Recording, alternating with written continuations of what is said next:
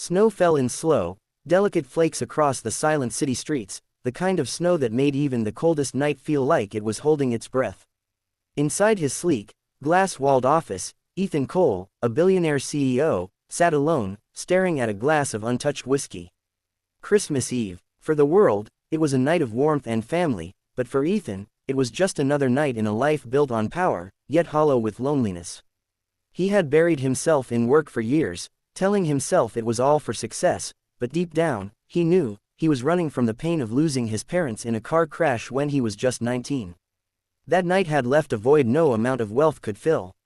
As he finally decided to head home, his driver slowed the car near a small park dusted with snow.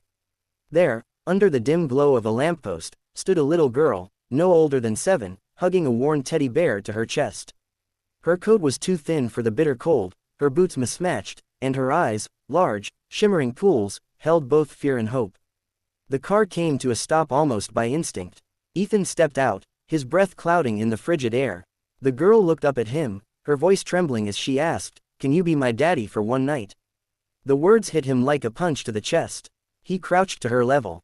"Where's your family?" he asked gently. Her gaze drifted to the ground. "Mommy's sick, in the hospital. They won't let me stay with her. I don't have anywhere else to go."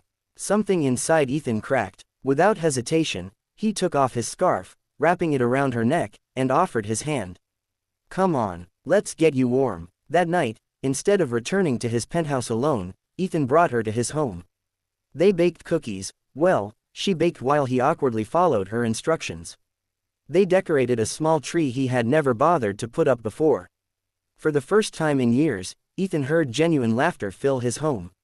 Later, as she fell asleep on the couch, clutching her teddy bear, Ethan realized he had never felt so needed, or so alive.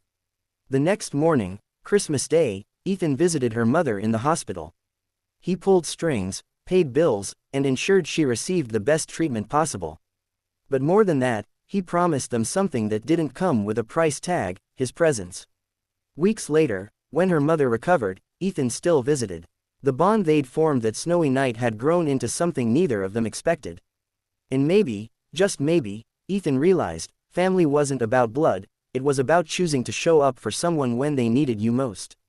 That Christmas Eve had started as another lonely night, but it became the moment that saved him, as much as it saved her.